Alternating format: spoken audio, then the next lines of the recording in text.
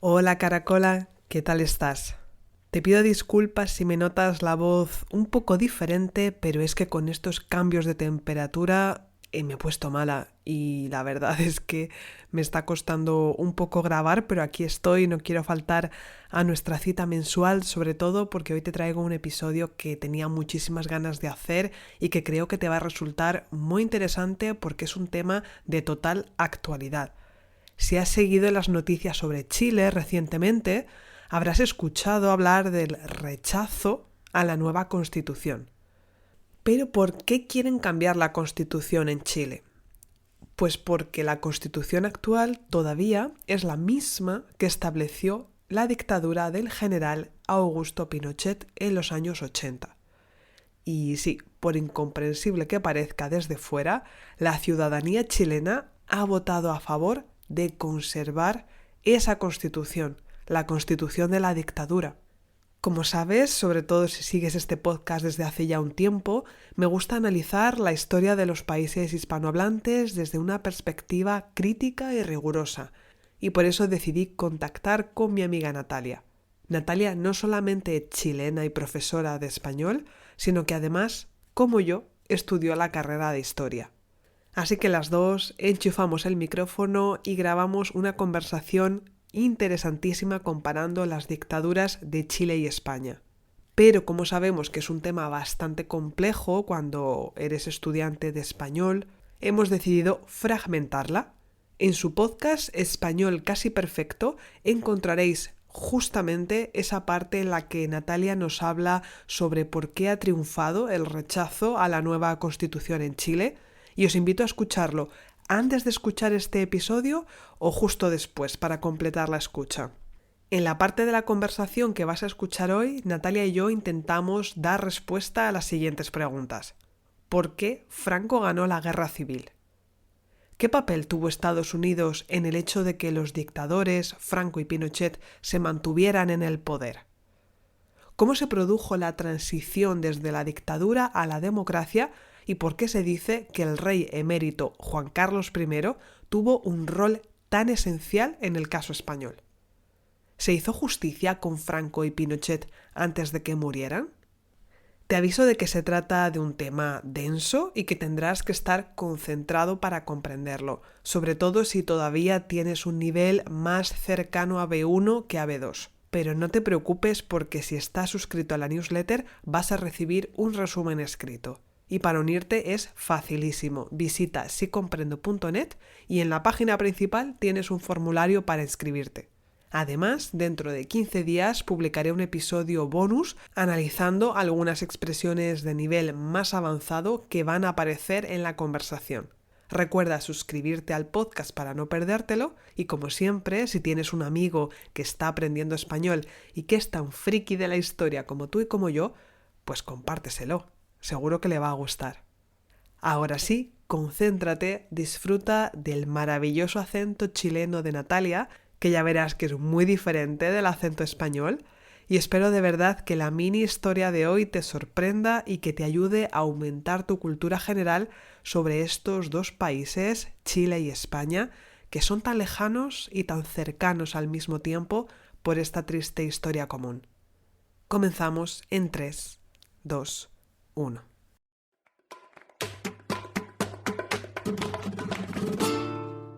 Sí, es que por lo que cuentas, al final parece que la dictadura de Chile duró lo que quiso Estados Unidos que durara, ¿no? O sea, Estados Unidos lo puso, Estados Unidos lo quitó, de alguna manera.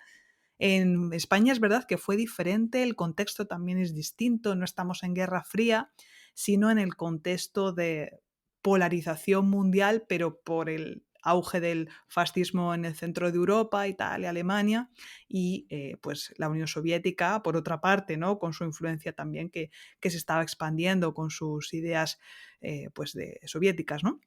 Del comunismo.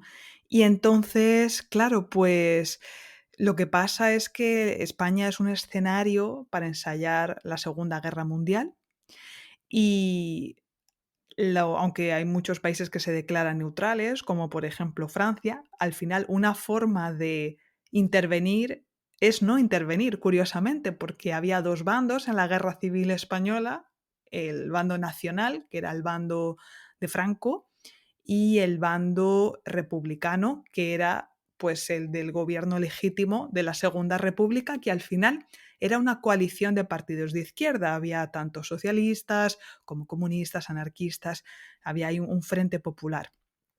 Entonces la Unión Soviética evidentemente apoyó a este gobierno de la República, pero fue su único aliado, porque ninguna otra democracia europea vino a ayudar, al menos directamente. Hubo ayudas como las brigadas internacionales, que eran combatientes de todo el mundo, que venían por solidaridad a defender la República, pero era algo muy desestructurado, mientras que Franco contó con la ayuda de principalmente Hitler.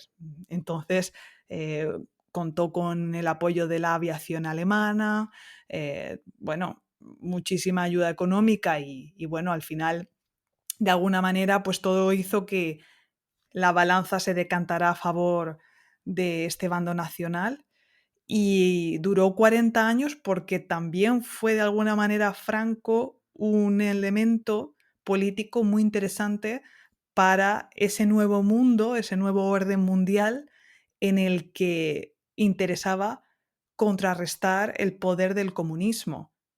Europa, al menos esa parte, queda bajo la influencia también, vamos a decir, sí, de Estados Unidos, ahí sí ya entramos en ese bloque, ¿no?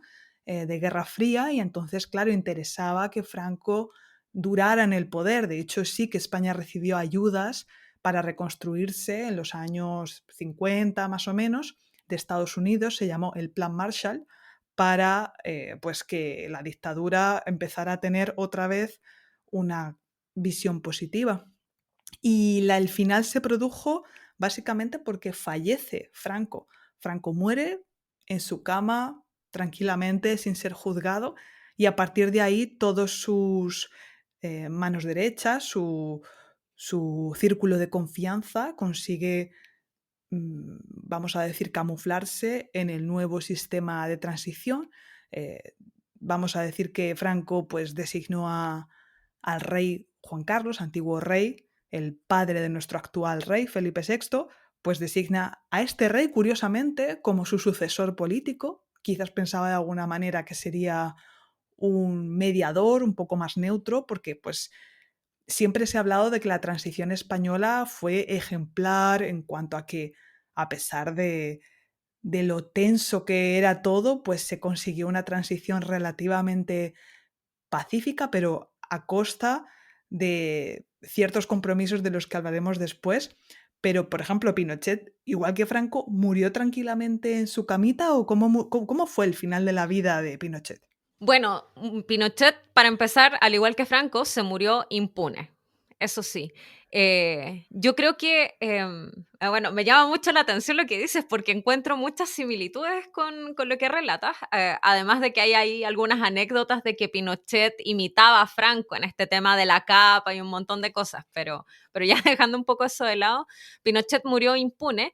Lo que sí, este pacto que finalmente hacen las élites políticas para salir de la dictadura en Chile, se hace a costa de la democracia, finalmente. No de la democracia entendía como la democracia, digamos, factual de las elecciones y eso, sino que se hace a costa de la democracia vista desde el punto de vista social, de la participación política. Entonces, eh, finalmente todos estos pactos entre las élites políticas, la élite que surge acá de la concertación de los partidos por la democracia, que eran opositores al régimen de Pinochet, y las cúpulas de los partidos de la derecha, que empiezan a negocian finalmente bueno, que Pinochet es inmune a cualquier tipo de condena que se pueda hacer posterior al retorno a la democracia. Entonces, él nunca recibió un juicio por los crímenes que cometió. Entonces, sí podríamos decir que también se murió tranquilamente en su cama, eh, sin ser juzgado. Sin embargo, yo podría decir que sí hay un tema que marcó una pequeña diferencia. Lo que pasa es que Chile viene a ser digamos, una confrontación tardía con este legado autoritario que tenemos, porque claro, se pasa como de la dictadura a una democracia que acá diríamos que es una democracia tutelada, que está bajo la tutela de los militares. Hubo ciertos puntos en los cuales a Pinochet no se le podía tocar, ni a él, ni a las personas que participaron. Él queda como un senador vitalicio dentro del Congreso, o sea, un senador para siempre, que está instaurado ahí. Eh, y después se hicieron visibles ciertos escándalos me refiero de dinero, de mucho dinero. Y cuando se trata de hacer algo al respecto a través de la justicia, los militares se acuartelaron, o sea, se prepararon para, oye, ok, nos van a tocar al general, entonces nosotros hasta acá llegamos, porque es un acuerdo entre caballeros. No es un acuerdo que estuviera estipulado por escrito en esta Constitución del 80, que también tuvo que reformarse antes de volver a la democracia, pero era un pacto implícito, o sea, de palabra. Yo veo que sí hubo un hecho que cambió todo, que fue precisamente cuando el juez Baltasar Garzón, que fue este juez español, consigue establecer un juicio en contra de Pinochet el año 97, 98, si mal no recuerdo, que fue en Londres. Y recién cuando la justicia internacional toma preso a Pinochet durante 7, 8 meses que estuvo detenido, y se le trata porque finalmente no, eso también quedó en nada, pero se le trata de juzgar por los crímenes que cometió. Recién ahí en Chile se volvió a hablar del tema, a decir, oye, pero ok, este hombre cometió crímenes y es necesario que la gente tenga reparación, que tenga justicia. Entonces yo creo que se hizo un intento que tampoco quedó en nada, porque al final lo que hizo después el gobierno chileno, presionado por los militares, por supuesto, que se volvieron a cuartelar, o sea, siempre estuvimos como durante toda esa época de los 90 en Chile, entre el 90 hasta fines de los 90, incluso te diría hasta el 97, 98, que fue la detención de Pinochet, siempre estaba la sociedad con la presión encima de que no vayamos a hacer algo mal, porque si no los militares van a volver.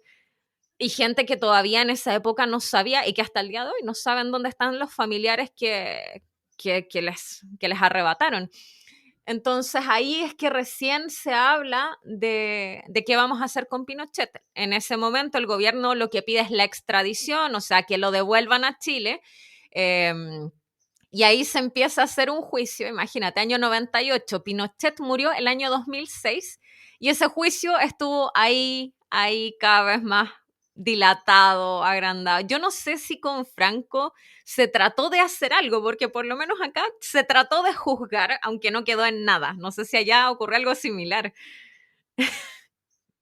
Siempre me ha parecido que el hecho de que el juez Baltasar Garzón, que fue súper criticado por esta acción, intentara de alguna manera hacer justicia con Pinochet, yo siempre lo he visto como que fue una manera de intentar hacer el juicio que él habría querido hacerle a Franco, pero puesto que estaba muerto, pues intentó hacer justicia a través de Pinochet. Y fue algo, la verdad, bastante valiente porque, como comentas, la tensión militar ahí estaba. En España también después de la muerte de Franco, en esa transición hacia la democracia, en la que se iban a convocar las primeras elecciones, pero pues los miembros del Partido Comunista que habían estado exiliados comenzaban a regresar a España, había un ambiente en el que ya también la banda terrorista ETA comenzaba a ser muy activa, era un ambiente, la verdad, de bastante tensión política, pues en ese momento precisamente los militares dan un golpe de Estado, o sea, intentaron otra vez dar un golpe de Estado. Lo que pasa que el rey Juan Carlos no lo apoyó y entonces al final no prosperó aquello, que también de este tema se ha hablado mucho, de si fue una estrategia política para de alguna manera blindar y dar una buena prensa a ese rey desconocido que aparecía en España en ese momento de transición de una dictadura hacia una monarquía parlamentaria. que nadie había elegido realmente, porque el gobierno anterior a Franco había sido una república, entonces república, dictadura, monarquía democrática, era algo nuevo en España en ese aspecto. Entonces, pues sí, es una cuestión lo de Pinochet que al menos por lo que te estaba yo escuchando, hubo un intento de hacer justicia, al menos su nombre yo creo que se ensució un poco, porque ya era un abuelito, ya parece que, ay, pobrecito, ¿no? Como ya este señor, ya déjenlo tranquilo, ¿no? Que se muera, ya el pasado, pues pasado está. Pero Franco, desde luego, no solamente murió sin ningún tipo de juicio, sino que además en España tenemos tristemente un mausoleo que parece un monumento faraónico a Franco, que es el Valle de los Caídos, que actualmente siguen allí muchas personas que murieron y que estaban en contra de Franco, o sea, represaliados, y sigue siendo un lugar de peregrinación de las personas que están todavía, aunque parezca increíble, a favor de la dictadura. Y tan solo hace, creo que fueron 3 años, que se sacó a Franco del Valle de los Caídos a raíz de la Ley de Memoria Histórica que propulsó el gobierno socialista en 2007, el gobierno del presidente Rodríguez Zapatero, y a pesar de la gran oposición política que hubo, al menos se enterró a Franco en otro lugar donde no pudiera haber esas peregrinaciones en los aniversarios de la guerra civil o de su muerte, etcétera, etcétera. Entonces, pues sí, en ese aspecto, dos finales bastante diferentes. Y eso es todo. Si has llegado hasta aquí, imagino que has pasado un buen momento. ¿Me ayudas a que este podcast gane en visibilidad? Comparte una evaluación positiva en Apple Podcast y recomiéndalo a tus amigos. Gracias por hacer que este proyecto tenga sentido. Cuídate y hasta pronto.